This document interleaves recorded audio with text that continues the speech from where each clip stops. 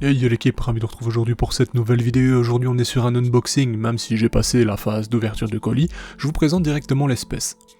On est donc sur une espèce qui est difficile à prononcer, c'est donc Aphaenogaster, soit mère d'Ami, et cette petite espèce nous vient donc de chez Anton Top. Alors, comme je vous l'ai mis dans le titre, c'est une espèce assez incroyable parce qu'elle ne vient que d'un pays dans le monde, elle nous vient de Madagascar, donc franchement c'est assez compliqué d'avoir quelque chose de là-bas, je vais pas vous mentir. Il y a toujours des moyens, hein, bien entendu, mais franchement c'est plutôt rare, et regardez-moi cette beauté. Alors, je vais tout de suite vous montrer la provenance. Comme je le disais donc, c'est Madagascar uniquement, et ça c'est plutôt impressionnant. Bon, bien entendu, on pourrait la retrouver aux à côté tôt ou tard, hein, mais bon. On voit donc que ça nous vient de chez Anton Top, et que c'est franchement pas gratuit, je vous avoue. Bon, c'est pas dans mon intérêt de dire, voilà, c'est trop cher, etc. hein. Personnellement, je l'ai reçu gratuitement, donc je vais pas vous mentir, mais effectivement, je trouve ça cher. Mais après, voilà, faut repartir un peu dans le contexte. Ici, je vous ai mis des comparatifs, hein, vous voyez un peu, donc on avait des Manica, et ici on a donc une Cambodotus USCA 02. Alors, revenons-en à nos moutons. Effectivement, c'est une somme, mais il faut s'imaginer que ça vient de Madagascar, que tout ce qui sort de là-bas, directement prend une valeur un peu supérieure, parce que c'est complètement... Enfin, c'est plus rare, c'est plus délicat, c'est plus difficile d'en obtenir, ça voyage, quoi. Vous avez compris l'idée. Alors, ici, on est donc chez la plus grande Aphaenogaster qu'on connaît, donc... Est-ce que c'est réellement le cas ou pas? Je vous avoue que j'ai pas fait des recherches pour savoir vraiment en détail si c'est la plus grande, mais elle en fait partie en tout cas. Cette espèce est vraiment bien répandue sur le continent, c'est même une espèce qui est vraiment bien connue, hein, dans le sens où on la voit vraiment partout à Madagascar, donc rien d'exceptionnel pour eux, mais pour nous par contre c'est vrai que c'est quelque chose de très atypique. On remarquera hein, facilement qu'elle a vraiment des très grandes pattes, la coloration est franchement magnifique, vous voyez la tête d'une mésocéphalote bien rouge, rouge bordeaux, on a plus ou moins cette coloration, mais quasiment sur tout le corps, excepté le gastre et certaines parties. Franchement, c'est un régal, hein. Je vais pas vous mentir, c'est un régal. Ici, on a une petite ouvrière où il manque une antenne, justement. Bon, alors, j'en reviens donc à la personne qui me les a fournis, c'est donc Anton Top, hein, qui m'a proposé de découvrir cette espèce et de vous la faire découvrir. C'est vrai que je collabore souvent avec Anton Top et c'est toujours un grand plaisir, franchement, il régale, hein, faut dire ce qui est. Le fait est que plus la communauté grandit et plus j'ai accès à des choses, notamment comme le grand concours que j'ai pu vous faire, franchement ça fait plaisir, et on se dirige tout doucement vers les 10 000, d'ailleurs merci pour les 7 000 qui sont passés récemment, ça fait vraiment plaisir. Ce qui est bien avec cette espèce, c'est que franchement c'est inconnu au bataillon, certains la connaissent, mais beaucoup d'entre vous, je suis certain, qui n'avaient pas idée que ça existait. Elle a vraiment son comportement, son style particulier, c'est une espèce qui ne possède pas de jabot social, donc c'est une espèce qui ne fait pas de trophallaxie, elle va s'alimenter directement sur des insectes, elle peut aussi consommer des liquides sucrés, mais c'est vrai qu'une majeure partie de l'alimentation sera donc des insectes. Elles vont donc prendre ces insectes, les déposer sur les larves, et les larves vont directement se nourrir dessus. Et ça c'est hyper stylé. Alors on le connaît, hein, ce système, Rhytidoponera metallica le fait déjà, on a déjà pu l'observer, mais ici c'est exactement le même schéma en soi. Franchement c'est assez incroyable. Ces larves un peu...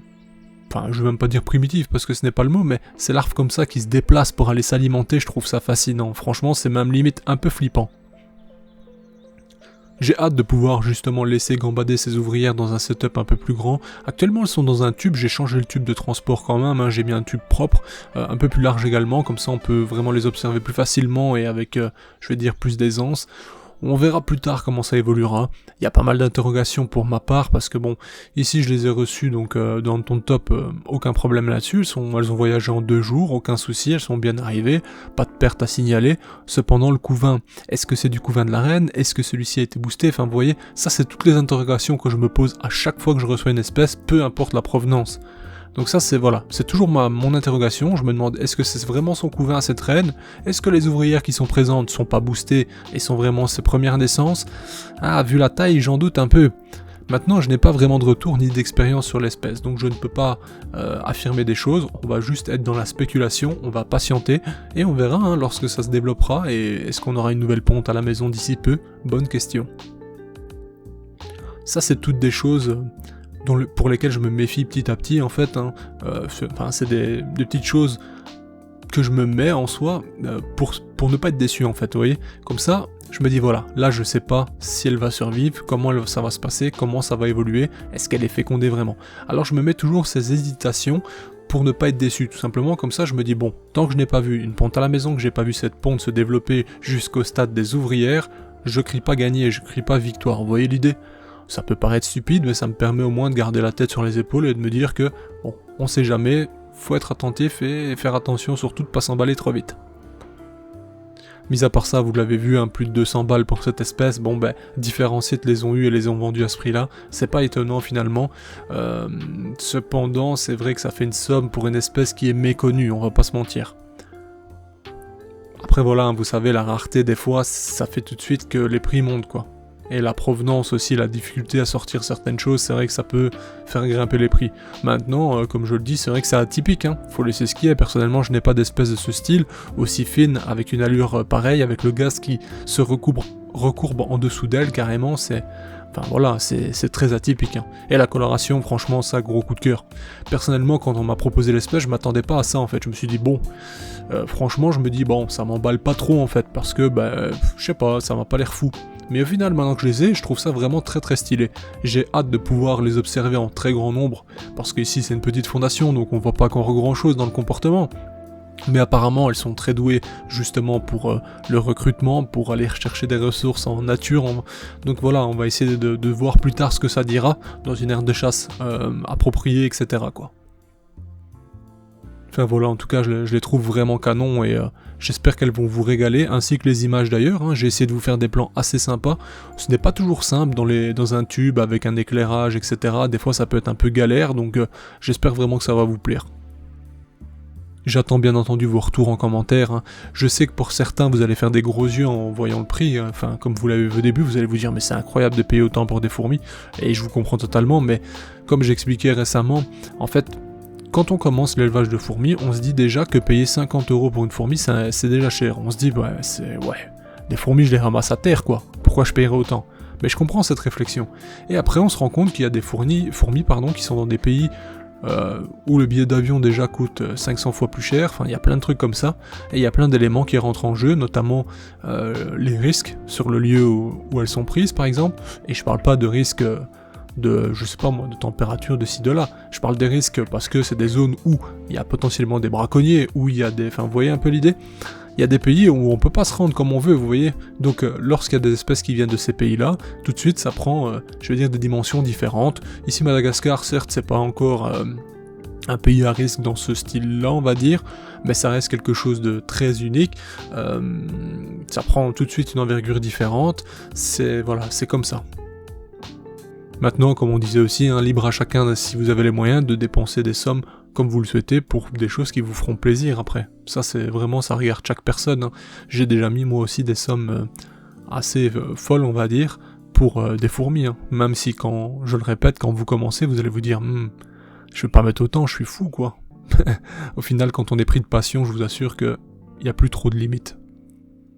Alors ici, un petit moment intéressant, l'ouvrière a enfin compris qu'elle ne pouvait pas tirer cette blatte parce qu'il y avait ce petit filament interne de cette blatte justement qui l'empêchait de séparer la partie haute du bas.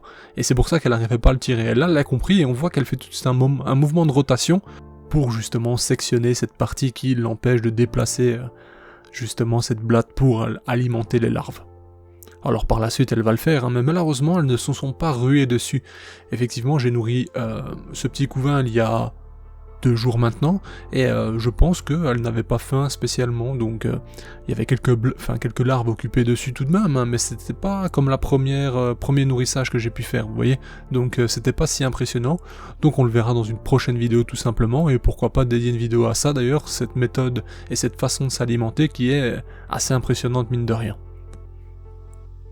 J'imagine que l'espèce se débrouille bien pour chasser de divers insectes en nature, hein, parce que vu que les larves en dépendent, j'imagine qu'elles ont certaines capacités. À ce moment-là, on fera plus tard justement la mise en place d'une aire de chasse avec potentiellement des drosophiles ou peut-être des colamboles, de petits individus de petite taille pour voir un peu comment les fourmis se débrouillent. Dans ces cas-là, on verra ce que ça dit, hein. De toute façon, faut essayer, et ça nous permettra aussi de faire une vidéo avec des potentielles scènes de chasse, hein, on verra. Je ne sais pas du tout si l'espèce est douée, si elle est plutôt opportuniste et donc se servira d'insectes morts, bref, franchement aucune idée, on verra directement. Alors il y a quelques informations j'imagine sur internet qui nous aiguilleront, hein, mais personnellement je vais me réserver le droit d'être surpris et de voir directement. Enfin bref. Je tenais quand même à remercier de nouveau la communauté, merci de me soutenir, d'avancer ensemble tout simplement, d'être de plus en plus nombreux Je remercie également la boutique Anton Top pour sa confiance, parce que c'est vrai qu'on collabore assez souvent, et ça fait toujours plaisir. Donc voilà, moi je suis toujours ravi depuis le début de la chaîne de vous montrer des nouvelles espèces.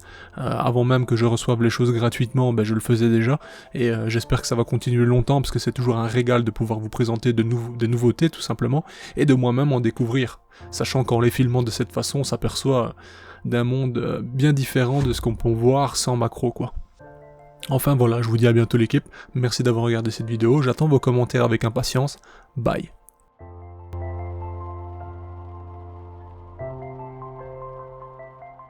Hey, si toi aussi tu as apprécié la vidéo, n'oublie pas de t'abonner, de laisser un like, voire un commentaire, ou même de nous suivre sur les réseaux.